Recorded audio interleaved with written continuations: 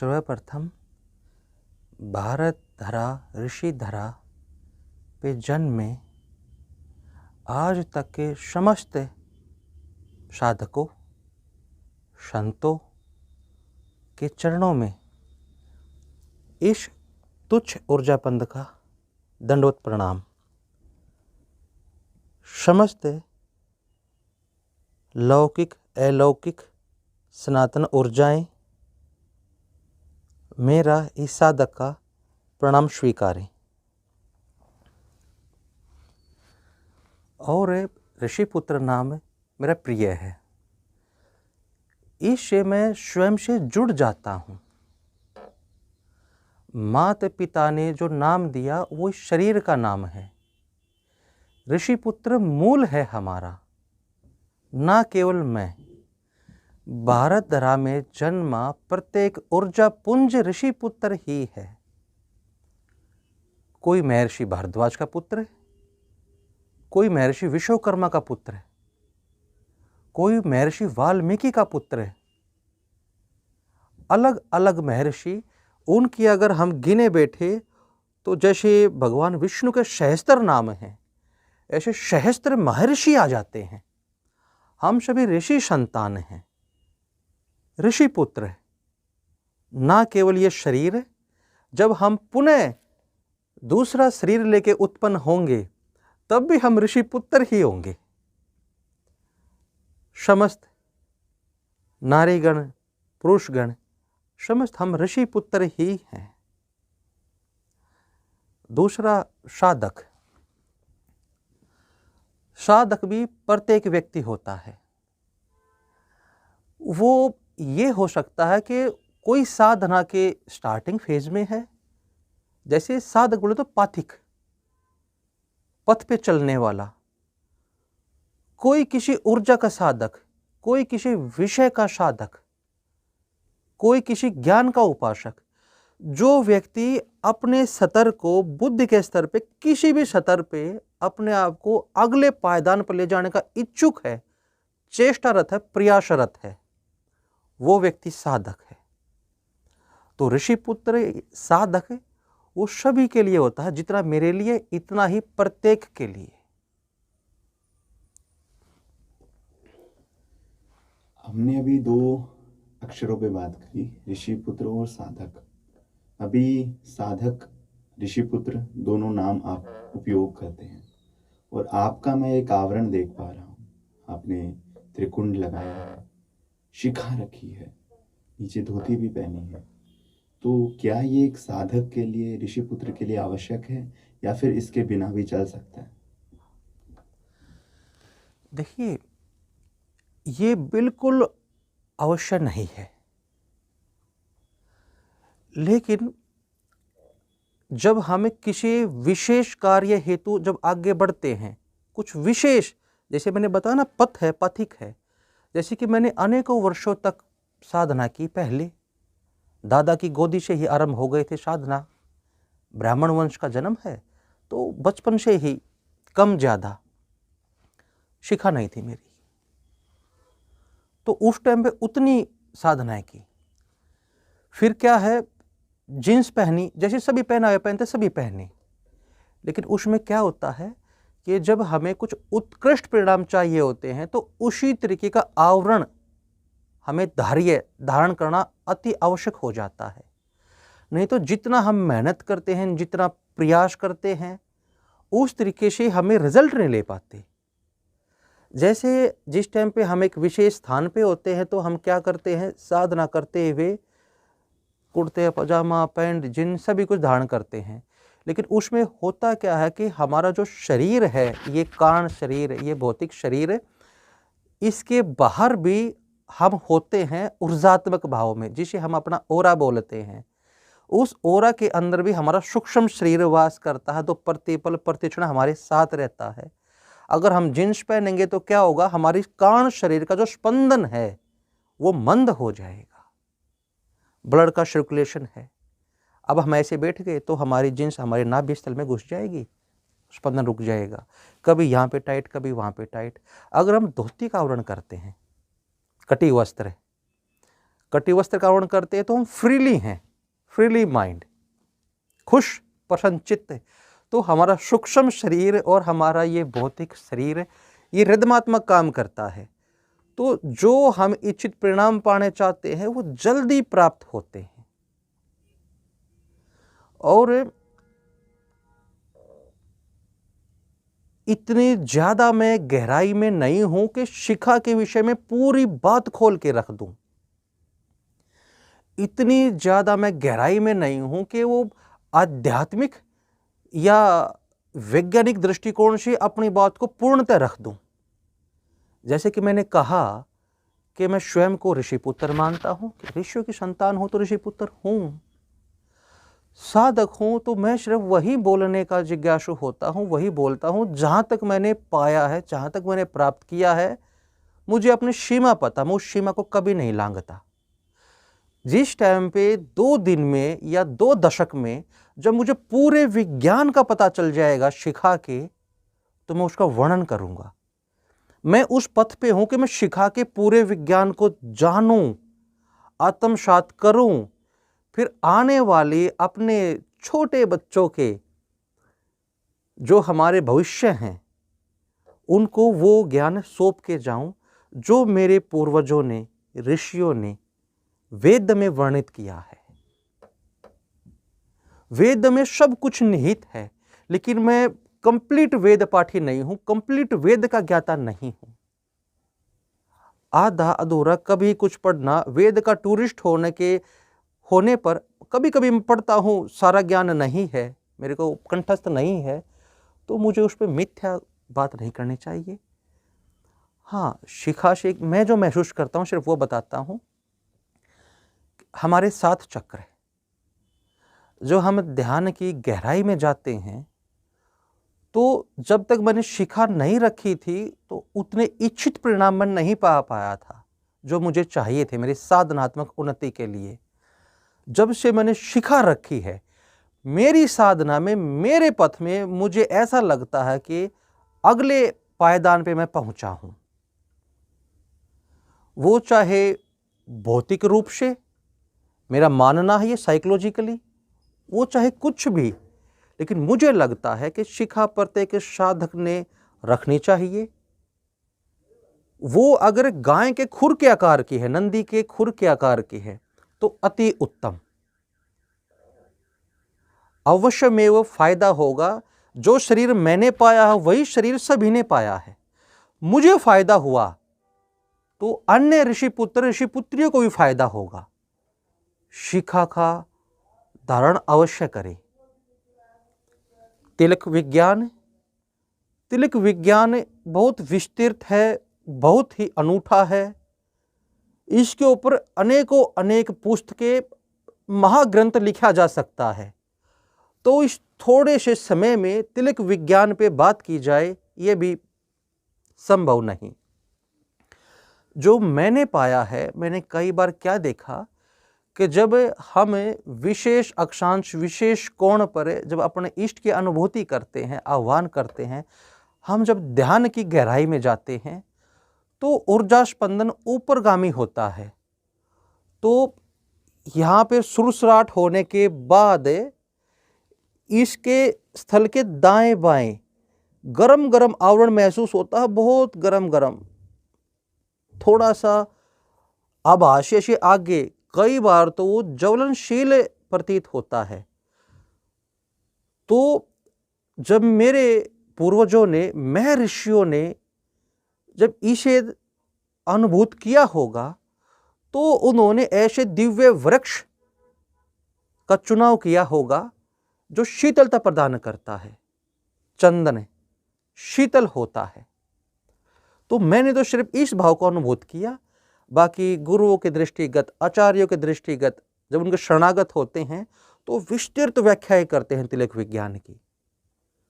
उसे अपने अपने हिसाब से, अपने जो रिदम बनता है व्यक्ति का, जिसके प्रति आसक्त होता है, उसी का तिलक वो धारण करें तो अवश्यमेव, जैसे मुझे इस जीव आत्मा को लाभान्वित हुआ है तिलक के बाद से, आप भी अवश्य ही होंगे। कोई संशय नहीं, कोई संशय नहीं, निसंदेह। तिलक, कटी वस्त्र, शिखा फायदेमंद प्रत्येक जीवधारी के लिए, प्रत्येक देहधारी के लिए।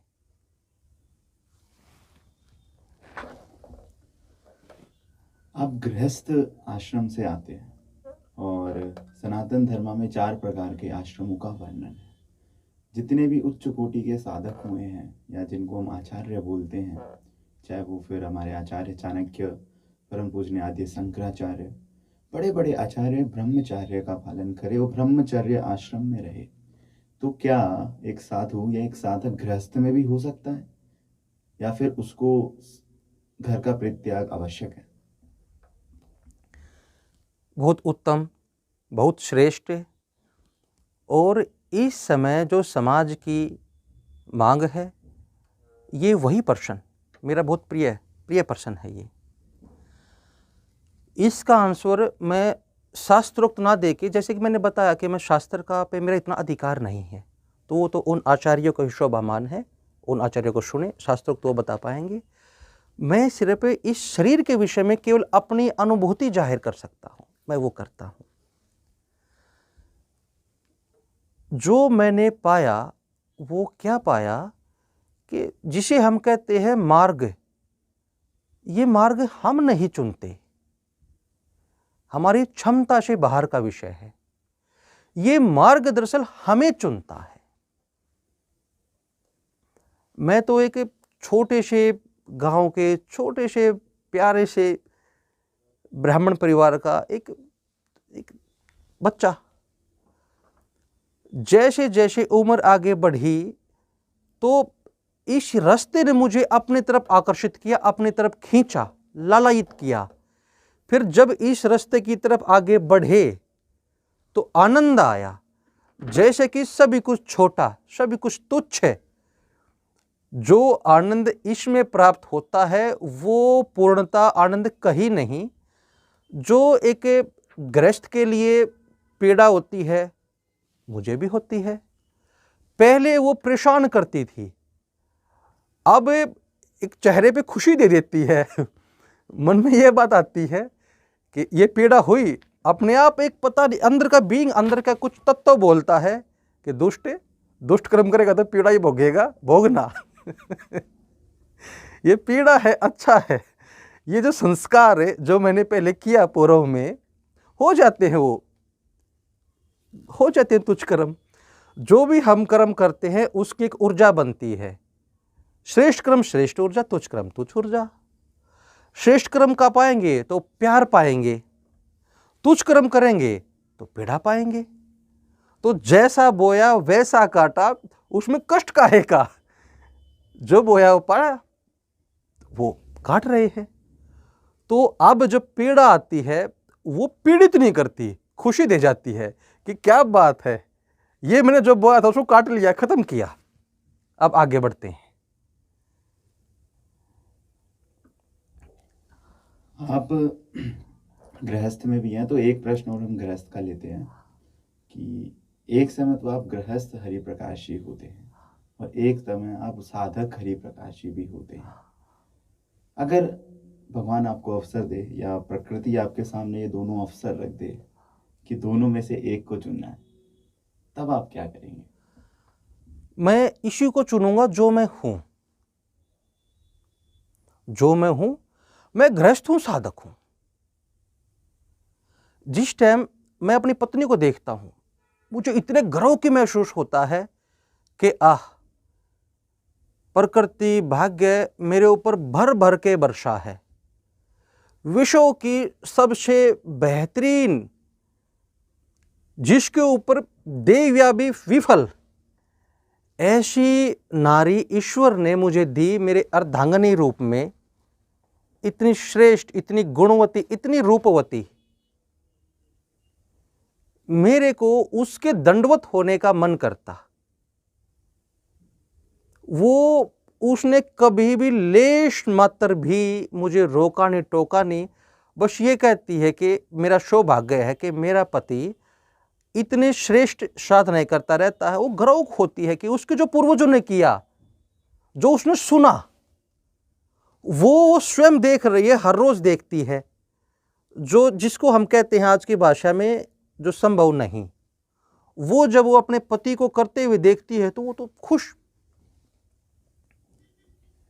आपके कुछ वीडियोस हमने देखे, उस वीडियोस में हमने देखा कि आप -डिग्री पे पहाड़ों पर बिना वस्त्र के बैठे हुए हैं, जो कि हम जैसे सामान्य लोगों के लिए तो असंभव है, मतलब असंभव है। तो अगर एक ऐसा व्यक्ति, मेरे जैसा युवा, अगर विचार लाता है कि मुझे भी ऐसा कुछ करना है, तो उसको आप कुछ पथ प्रदर्शित करना चाहेंगे? जो मैंने सबसे अंतिम बात बोलनी उसको मैं सबसे पहले बोल के शुरू करता हूं, फिर स्टेप वारी हम आगे बढ़ेंगे। एक तो जो क्रिया उस समय हम कर रहे होते हैं वो हम नहीं कर रहे होते, कर्ता भाव से निवृत्त होना है। अगर हम ये सोचे कि -डिग्री टेम्परेचर में जाके हम वो साधना कर लेंगे तो वो मिथ्या है। वो हम जैसे कि हम करने की सोचे तो नहीं कर पाएंगे, बस हम सोचे ना कर दें, हम सोचे ना कर दें। और वो जो हम है वो ये शरीर ना करे, अपने आप को उसे दे दें, उसे सौंप दें कि हे ईश्वर मैं तो आपका हूं और ये तेरे स्पुर्द है। अपने पास बुलाना है, कल भी आपके पास जाना तो अभी बुला ले, ले मैं ये आया आपके पास, ऐसा बोल के अपने आप को छोड़ दे हिमालय की गोद में। जिस टाइम मैंने, आप जिस वीडियो का जिक्र कर रहे हैं, कई साल पहले जब ये मैं वहाँ पे गया था, मेरे गुरु भाई ने उसे रिकॉर्ड कर लिया था। उसके बाद से मैं ध्यान देता हूँ कि जब भी मैं साधना पे जाता हूँ कभी रिकॉर्डिंग नहीं, सबके कैमरे साइड रखवा देता हूँ, क्योंकि साधना प्रदर्शन का विषय नहीं होती, वो सिर्फ उस साधक और ईश्वर के बीच का विषय होती है, उसमें ये चीज़ें नहीं आती। हाँ, कैसे करते हैं उस विषय पे आता हूँ मैं। एक बार प्रश्न को दोबारा दोहराएं।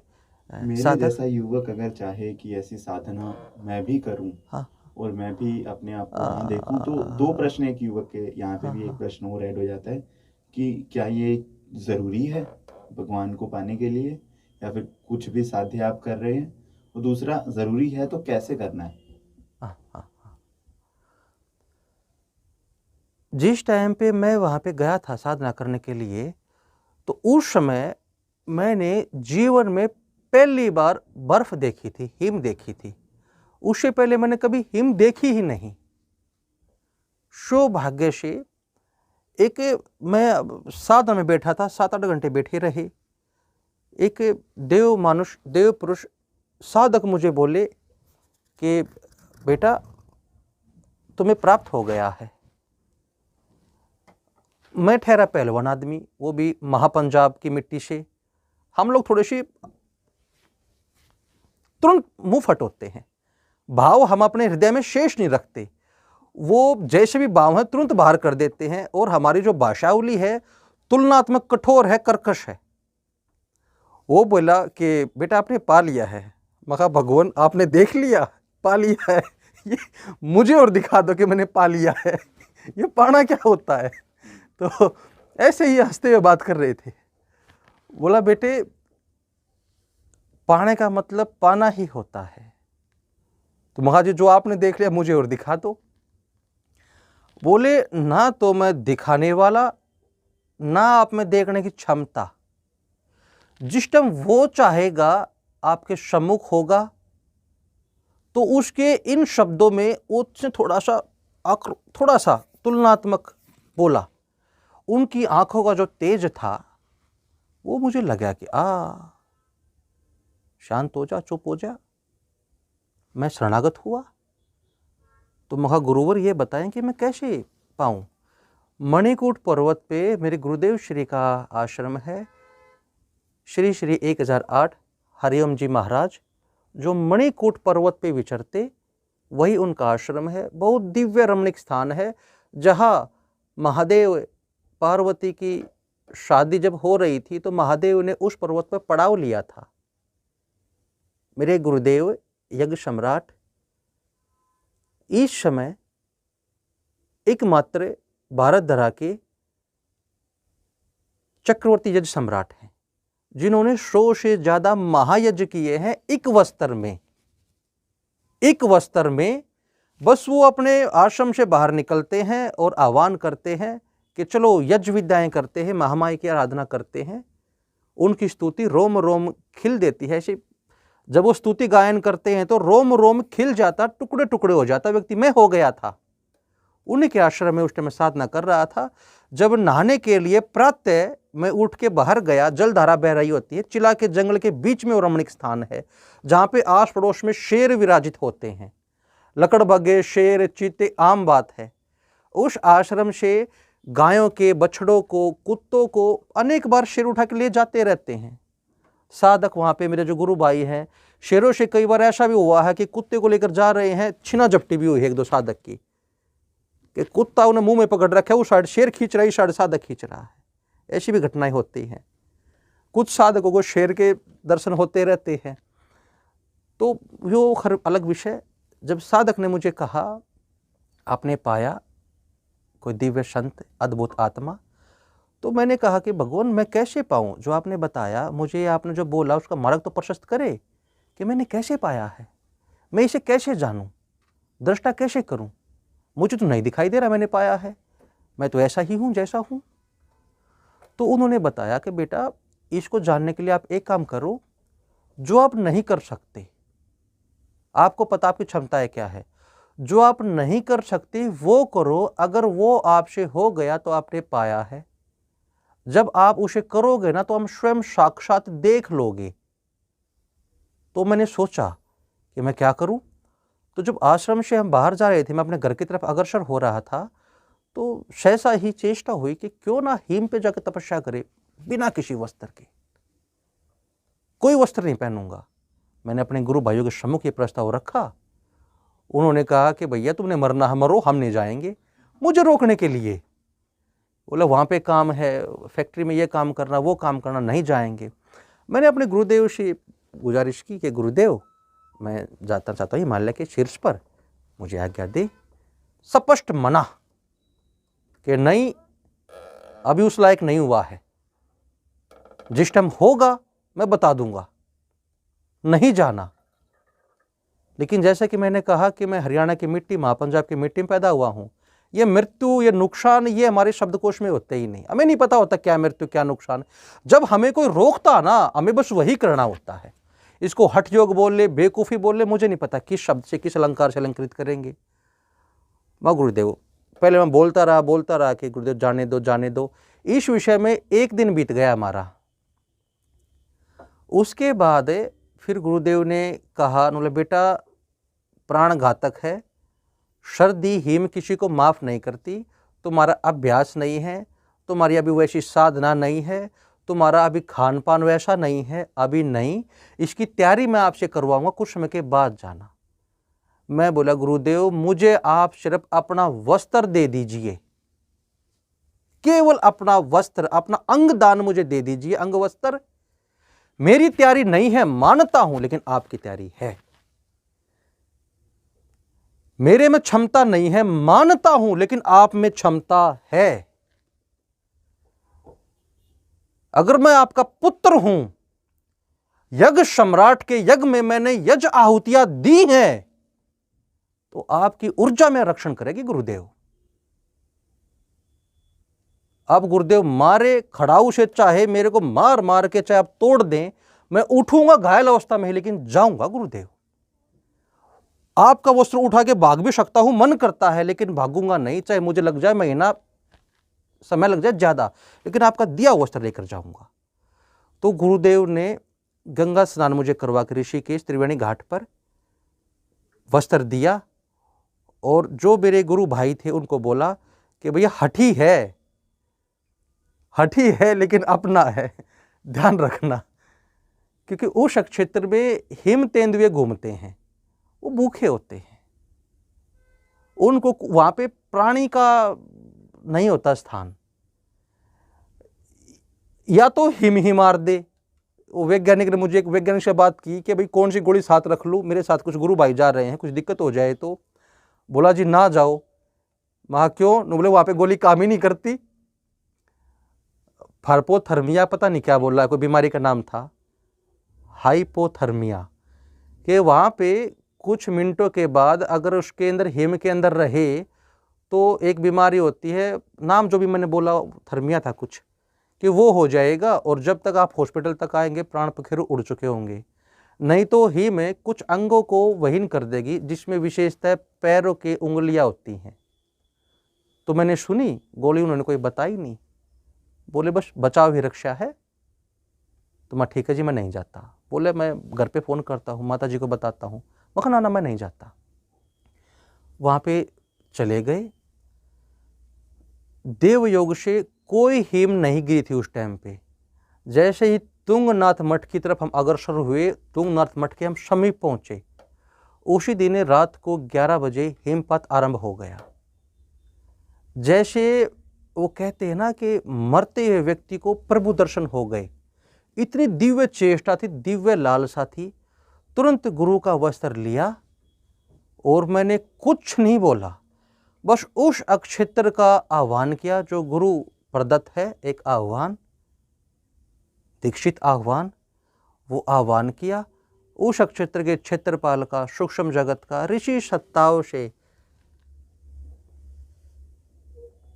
आशीर्वाद लेके, परमिशन लेकर साधना में बैठ गया और विलीन,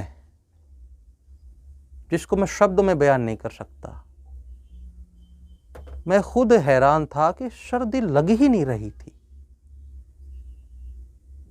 सर्दी का भान ही नहीं हो रहा था।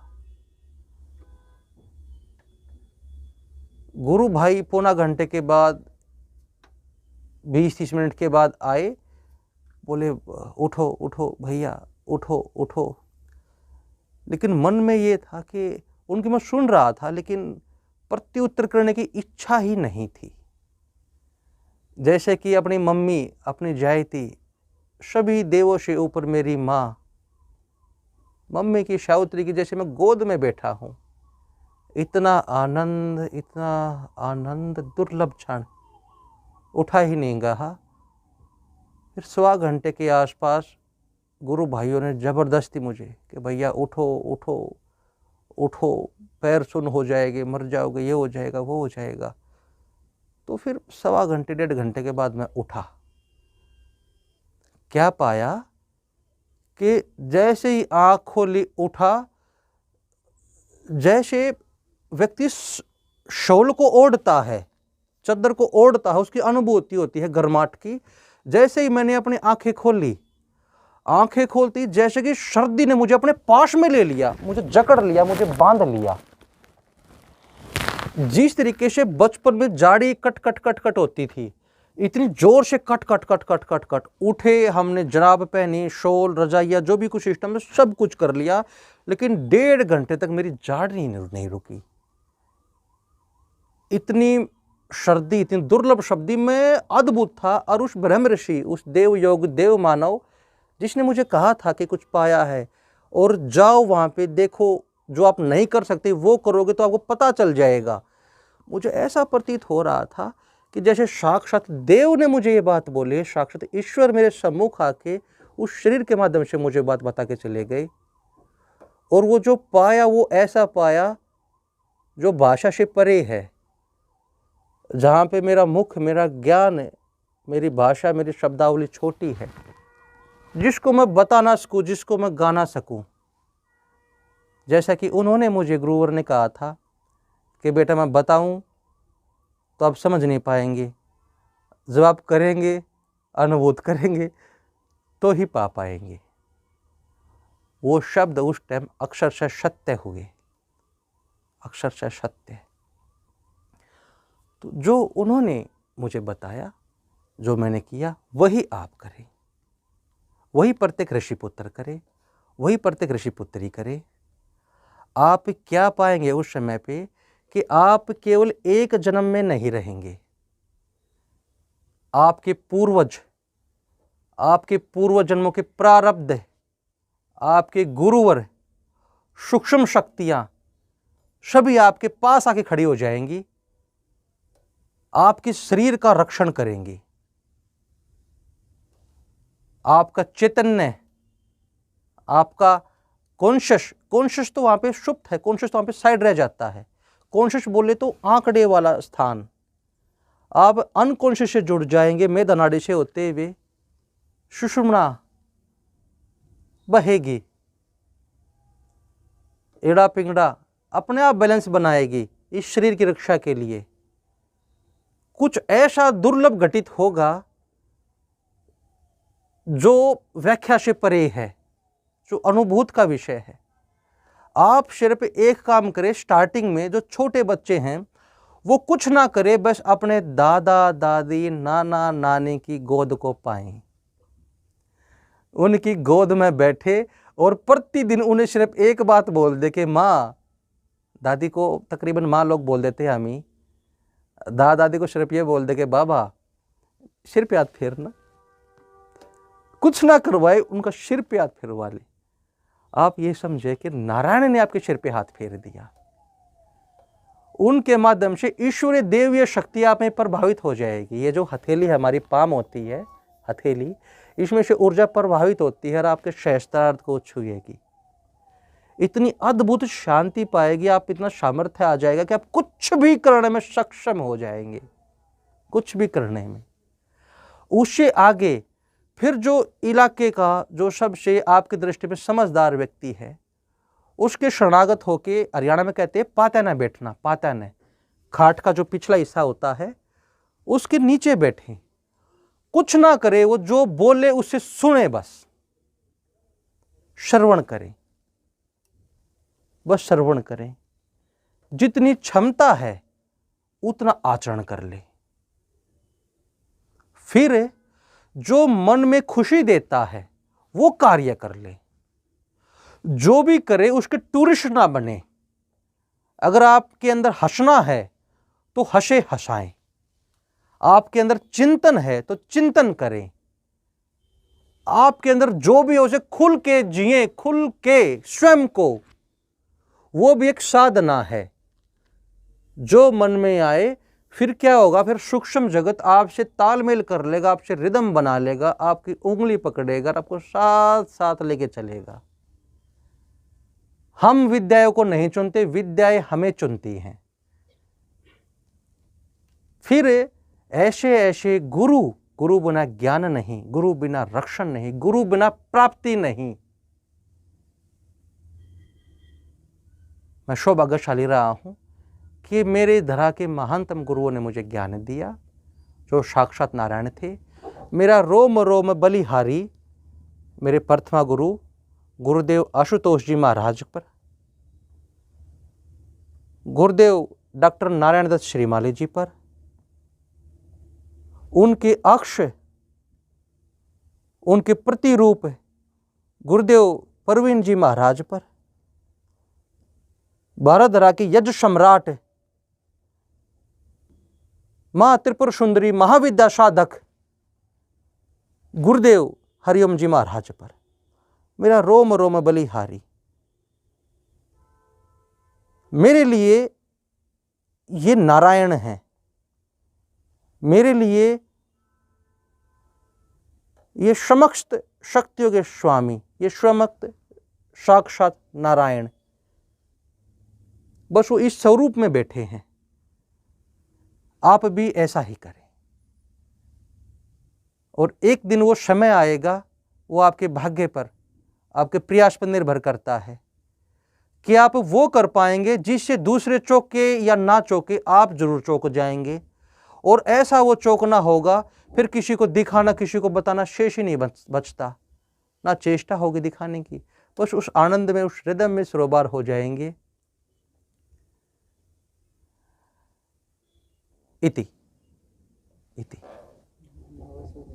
तो अभी हमने एक साधक हरिप्रकाश जी को पहचान लिया, उसको व्यक्तिगत रूप से बहुत करीब से जान लिया है, जो कि आने वाले प्रश्नों से पहले ये अति आवश्यक था, मेरे लिए भी और जन सामान्य के लिए भी, क्योंकि अगला जो मेरा प्रश्न है वो यज्ञ के विषय में रहने वाला है।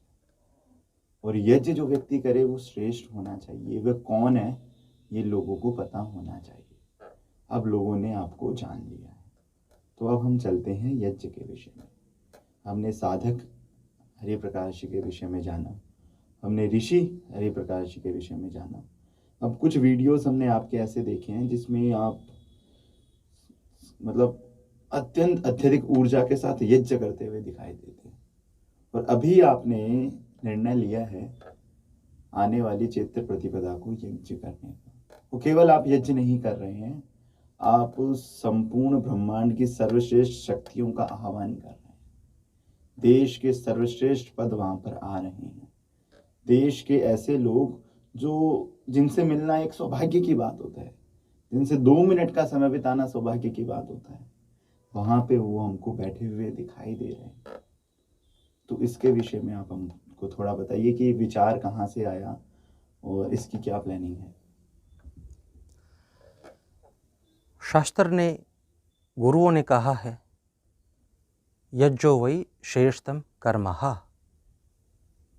यज्ञ सर्वश्रेष्ठ कर्म है। यज्ञ कोई भी हो, किसी भी देव का हो, वो दरअसल प्रकृति की स्तुति है, कृतज्ञता, प्रकृति को लौटाना। इस संपूर्ण ब्रह्मांड की मानव के लिए जो सबसे कीमती देन है, ऑक्सीजन वायु, जिसके बिना ये शरीर चैतन्य नहीं रह सकता। हम पानी भी पीते हैं तो भी हम मूल्य देते हैं। आजकल सुनने में आता है विराट कोहली एक बोतल को ही हज़ारों रुपए की पीता है, सुनते हैं।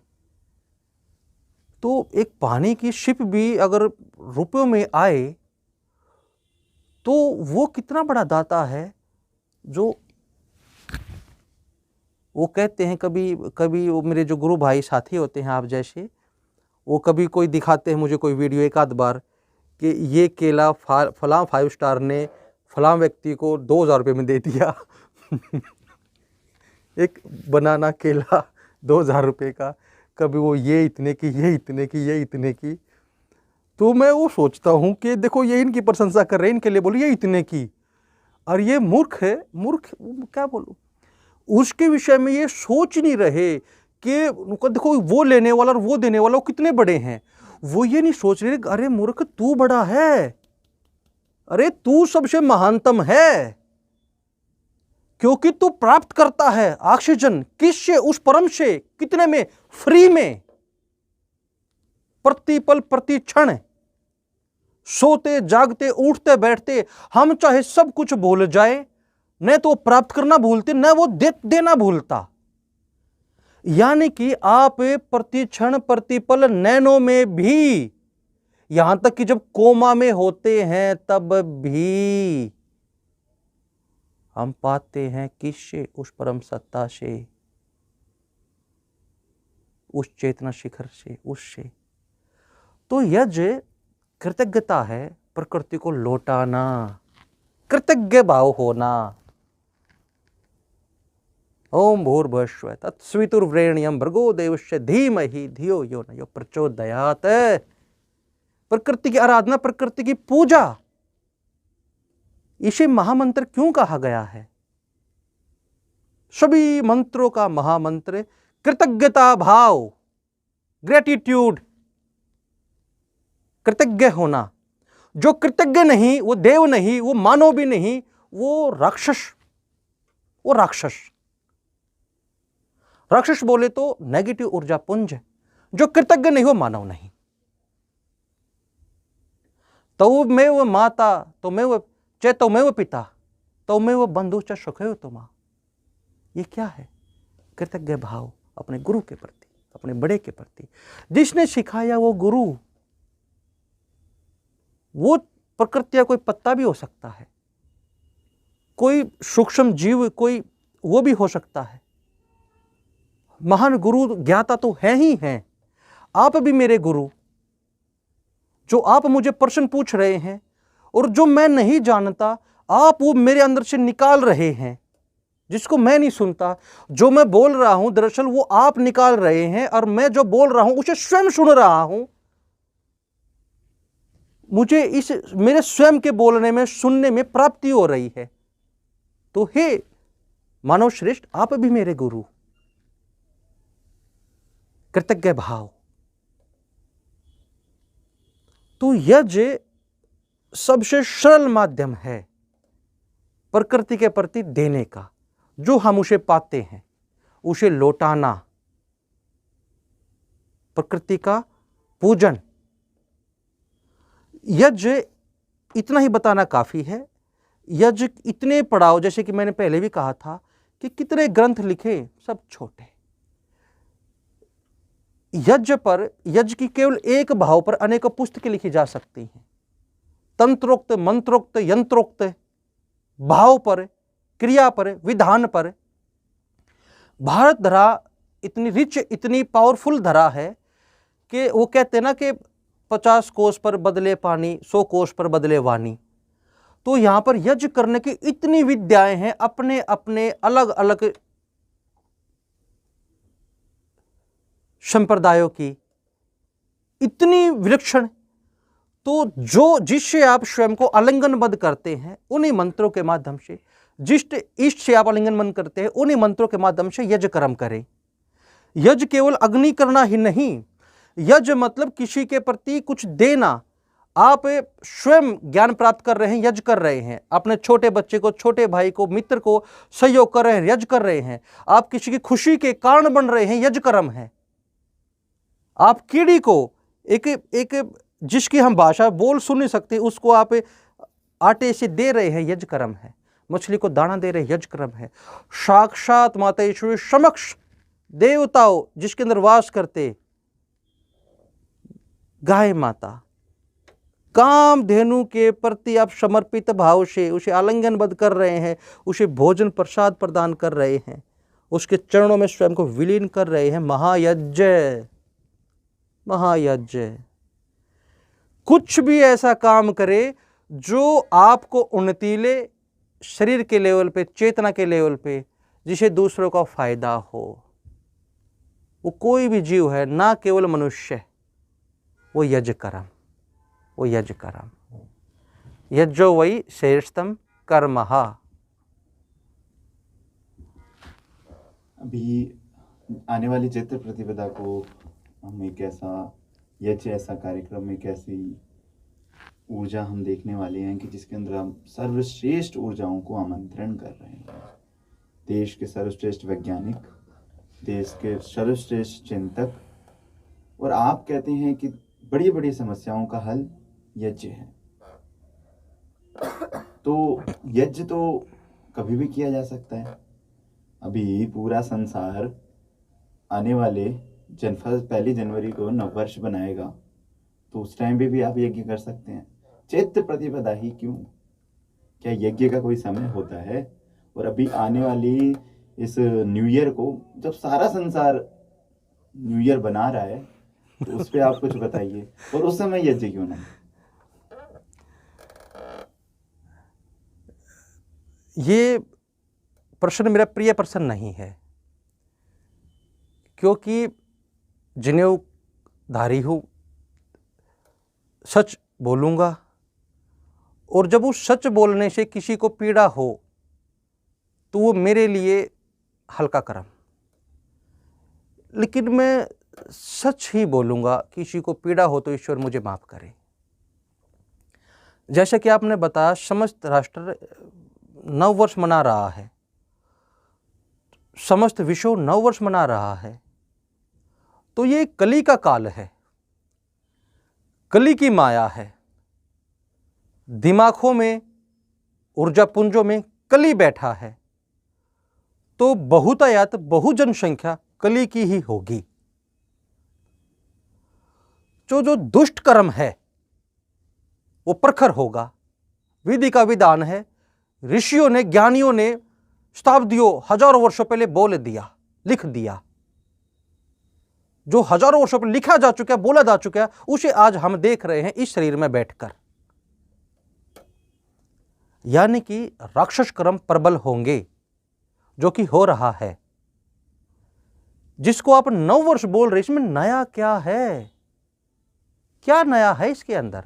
तारीखें बदलेंगी, कैलेंडर बदलेंगे, लोग उत्सव मनाएंगे, और आप कह रहे हो नया क्या है इसमें? कौन सी तारीख बदलेगी? तारीख कौन बदलता है? आप, मैं, कागज का टुकड़ा या प्रकृति? अधिकार किसे है तारीख बदलने का? किसे अधिकार है? मेरा आपसे ये काउंटर क्वेश्चन है।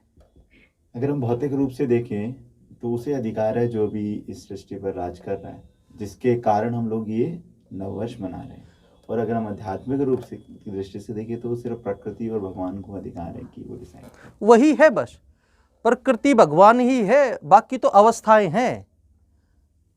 प्रकृति ईश्वर ही तत्व है, बाकी तो पदार्थ है। पदार्थ नश्वर है, आज है कल नहीं। जो आज है, किसी पदार्थ के वो 2 दिन होते हैं, किसी पदार्थ के सैकड़ों वर्ष, हजारों वर्ष हो जाते हैं, लेकिन नश्वर है। शाश्वत तो प्रकृति है, शाश्वत केवल प्रकृति। एक बार कट लेना एक भाई की ये फोन। मैंने क्या कहा था कि जब वो होगा ना, कुछ आप जाएंगे, आपकी चेतना कहीं बहेगी, तो मैं दरअसल सबकी ऊर्जा बंद बने हुए हूँ। जब आपकी ऊर्जा कहीं जाएगी ना, तो आपकी ऊर्जा मुझे कहीं साथ लेकर चली जाएगी। कट मार के दोबारा कर ले ना वो कोई दिक्कत नहीं, वो कट हो जाएगा। ठीक, आप उसी अवस्था को प्राप्त कर लें जिस अवस्था में थे। आपका फोन आ रहा था। हाँ, बात करनी? चलो शो कट करके उसी। कर ले एक बार। हाँ, मैंने उनको धीरे से बोला भी शूट है, उनको समझ नहीं आया खुसर खुसर में। नहीं उसको पोर्टर होगा ना, पोर्टर को बुला लो। पोर्टर का है? पोर्टर का नहीं, दीवान साहब का फोन आ रहा था। शुरू कर देंगे।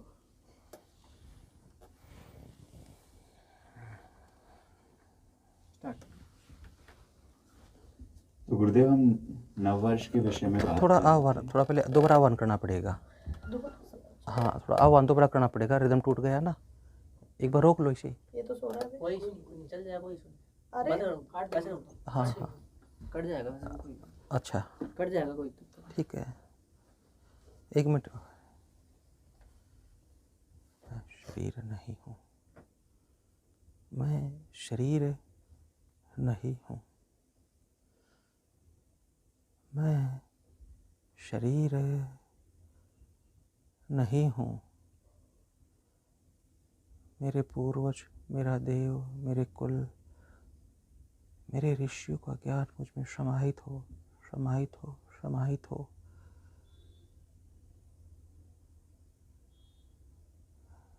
मैं अपनी देह को समर्पित करता हूँ सूक्ष्म शक्तियों के जगत के।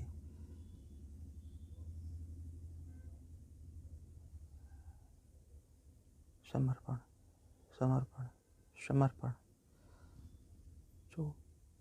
जो मेरे देव है, जो सूक्ष्म सत्ताएं, जो ऋषि, जो कालखंड, जो मर्यादाएं मुझे कहलवाना चाहती हैं, वो कहलवाएं, कहलवाएं। ऋषियों का ज्ञान मुझ में स्थापित हो, स्थापित हो, स्थापित हो, स्थापित हो, स्थापित, स्थापित, स्थापित। इस क्षेत्र के क्षेत्रपाल सूक्ष्म शक्तियाँ मुझे आज्ञा प्रदान करे, उनके क्षेत्र में आने को, रहने को, श्रेष्ठ कर्म करने को मेरा मार्ग प्रशस्त करे। मुझे स्वीकारें, स्वीकारें, स्वीकारें। मेरी रीढ़ से पूर्वज के ज्ञान को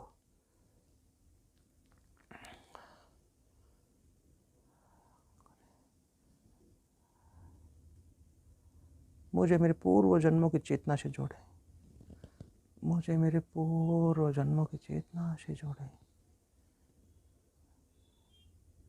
समस्त गुरुओं को, समस्त संतों को, समस्त तीर्थों को, समस्त दिशाओं को, अपने कुल देवता, पितर देवता, प्रणाम प्रणाम, समर्पण समर्पण समर्पण।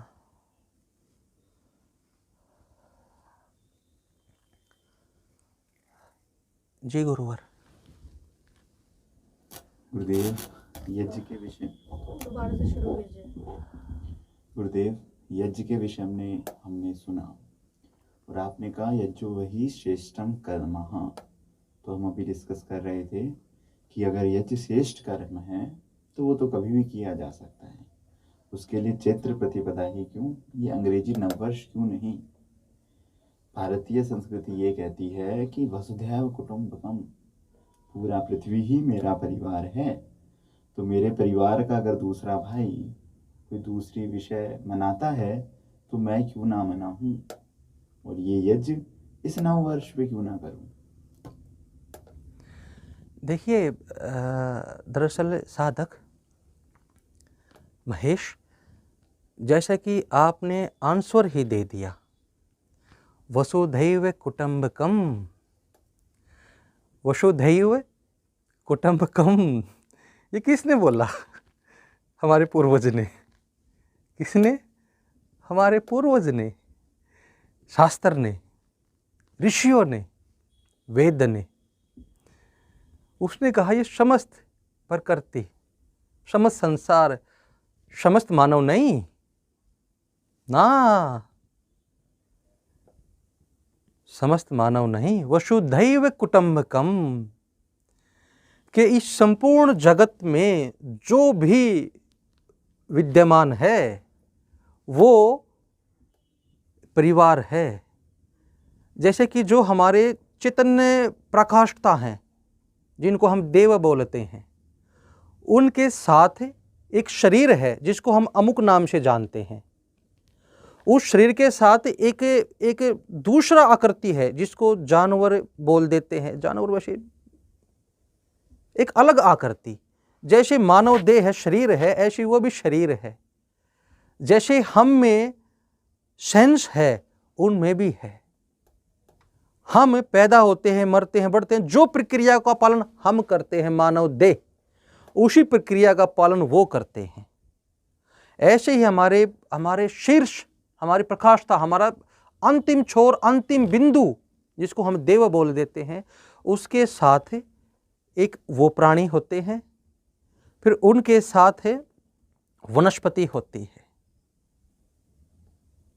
मानव देह, प्राणी, वनस्पति, वो सभी कुछ जिसमें ऋषियों ने कहा है 84 लाख योनियां, वो सभी परिवार है। तो जो सब की बात करे, सर्वजन हिताय सर्वजन सुखाय की बात करे, वही तो बड़ा हुआ ना।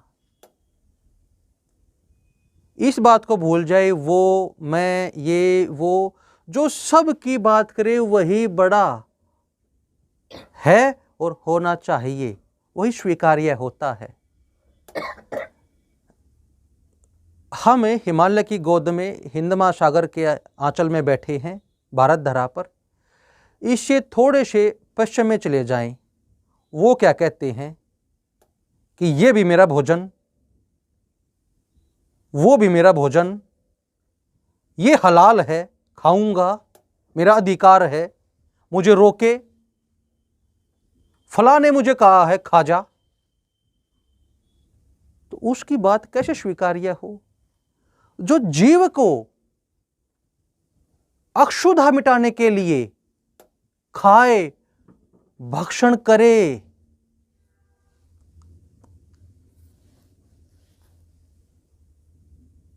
ये मानव कर्म है। देव कर्म भूलिए, क्या ये मानव कर्म है? वो तो उसके लिए जानवर है, उसको हलाल है, हलाल शब्द का इस्तेमाल करते हैं वो लोग मुख्यतः। उससे भी अगर हम अगली बात के ऊपर आए, जिससे वो उत्पन्न हुआ, जिसने उसको देह दी, नारी माता ने, उसको कहे तू मेरे पैर की जूती है, ये उसका कृतज्ञ भाव है। जिसने उसे जन्म दिया, जिसने उसे स्वरूप दिया, जिसने उसे इस लायक बनाया कि वो शोषण कर पाए स्वयं उसका, उसको हम स्वीकार्य करेंगे। जो ये कहता है कि मैं ही मैं हूं, जो बाकी नहीं है उसको मार दो, सभी कुछ किसने बनाया? उसने बनाया। इसको अल्लाह के नाम से जानते बोलते। मेरे लिए तो अल्लाह भी देव है, वो शब्द है, एक ओंकार निराकार सभी वही है, लेकिन उनकी सोच का मैं व्याख्यान कर रहा हूं, ना कि अपने भाव का, ना कि अपने ज्ञान का। तो जो ये कहते हैं कि ईश्वर ये कहता है कि जो उसको ना माने सभी उसने बना दिए, और जो उसको ना माने उसको मार दो, चर्चा का तो स्कोप ही नहीं है, शास्त्रार्थ का तो वजूद ही नहीं है, संविधान में निहित ही नहीं है कि चर्चा की जाए। बिना चर्चा ज्ञान क्या? बिना मंथन, बिना संघर्ष कैसे पाएंगे? कीचड़ बन जाएगा जो कि बना हुआ है। जैसे आपने मुझसे कोई कठोर क्वेश्चन कर लिया, मैं क्या बोलूंगा? अरे ये तूने कैसे पूछ लिया, ये अपमान है। और मैं उठाऊं खड़ा कर धाड़ मारूं, और फिर मैं कहूं सभी सुनो। अरे मैं तो भैया निष्क्रिय हूं, मैं निकृष्ट हूं, जिसको तत्क्षण छोड़ देना चाहिए। आपको और आपके सारे सुनने वालों को मुझे छोड़ के तस देना चाहिए, मैं भाड़ में जाऊं। तो उनकी क्या सुनेंगे हम? फिर उससे थोड़ा सा आगे चलते हैं, वो और पश्चिम, वो तो शव भोग के लिए बोलते कि एक ही जीवन है, इसी में भोग लो भोग लो भोग लो जीवा का स्वाद। हाँ देखो, मैं भोग को गलत नहीं मानता, वो भी ठीक है। शरीर दिया है, सुख के लिए दिया है। सुख भी ईश्वर ने जब सेंस दिए हैं तो उसको भोगने के लिए दी है, लेकिन ये नहीं फिर सब कुछ भोग ही भोग हो। सनातन कहता कि उस भोग से आगे की भी सेंस हैं, जो मैंने पाई है आप भी पा सकते हैं। आप आइए मेरे साथ बैठिए, गुरुओं के शरण में जाइए, शास्त्र की शरण में जाइए, आप भी पाएंगे, तत्क्षण पालेंगे। तत्क्षण, ना कि 10 साल के बाद, कम ज्यादा अपनी पात्रता के अनुसार। तो जो केवल भोग को ही प्रधानता देता, जो सिर्फ ये कहता कि अमुक बनो, मैं कोई नाम नहीं लेता कि संप्रदाय का, जो नाम ले लेता हूं, वो कहता है इस्लामी बनो, वो कहता क्रिश्चियन बनो। वेद क्या कहता? मनुर्भाव। अरे मानव है, मानव बन ले, जो मानव का आचरण उसको आश्रित कर ले। औरों से थोड़ी सी तुम्हें एक्स्ट्रा सेंस दी है, किस लिए? कि रक्षण कर, ना कि भक्षण कर।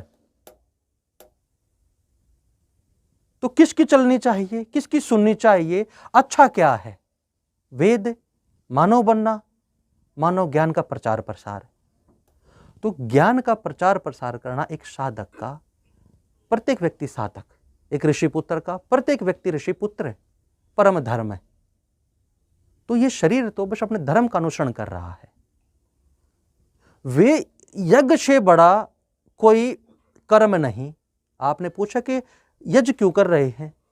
वो इसलिए यज्ञ जिस टाइम पे करते हैं, जब यज्ञ होता है, तो वो सूक्ष्म समस्त जगत को, प्रत्येक एमीबा से लेके, एक कोशीय जीव से लेके अरबों खरबों कोशीय जीव तक, सभी के लिए होता है। सूक्ष्म के लिए, लोक के लिए, अलोक के लिए, जलचर, नभचर, थलचर, जो इसके अंदर है, उसके बाहर है, सब के लिए, जो इस आयाम में है, जो इस आयाम से भी पार है, उनके लिए, ये सब के लिए लाभान्वित करता। उस टाइम जो ऊर्जाएं निकलती हैं, जो मंत्र बोलते हैं, तो चक्रों से जो ऊर्जाएं निकलती हैं, जब स्पंदन होता है, स्वाहाकार होता है, अमुक अमुक जड़ी बूटियों का अग्निहोत्र होता है, विशेष समय, विशेष कोण, विशेष कालखंड, विशेष मंत्र, विशेष शरीर, विशेष नक्षत्र,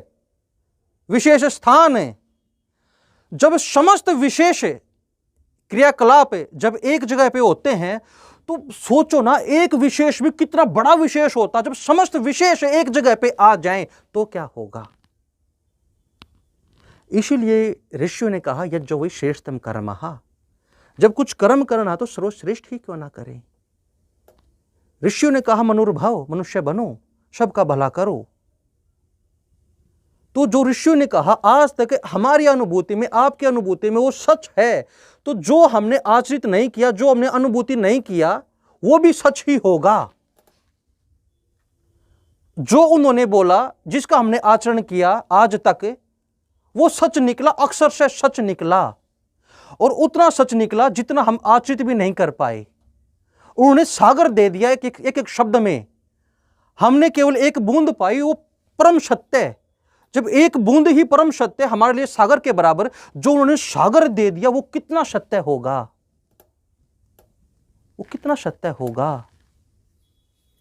तो इसलिए जो शास्त्र ने बोला परम सत्य, शास्त्र को आचरण करें, शास्त्र को धारण करें, शास्त्र की तरफ चलें। अगली बात आपने आई वैज्ञानिकों के, आपने कहा खोज कर रहे, वो कर रहे, वो इसलिए ज्ञानियों ने, ऋषियों ने बताया, आप जैसे योगियों ने, आप जैसे ज्ञाताओं ने ये बोला, ऋषिवर, ऋषिपुत्र महेश ये बोला कि प्रभु की तरफ सभी रास्ते जाते हैं। जो भी रास्ता, प्रभु बोले तो रचयिता, चरम, अंतिम छोर, अंतिम बिंदु, उस पर सभी रास्ते जाते। यांत्रिक रास्ता भी वहीं जाता, क्योंकि यंत्र भी उसने ही बनाए हैं, यंत्र बनाने की बुद्धि भी उसने दी है, यंत्र बनाने का सामर्थ्य भी उसने दिया है, तो सभी रास्ते उस तक जाते। यंत्र इस फिलहाल के भौतिक समाज के लिए स्वीकार्य है, जो उनकी जल्दी समझ में आता है, क्योंकि आंकड़ों पे दुनिया जीतती है। कॉन्शियस माइंड आंकड़ों का पुंज,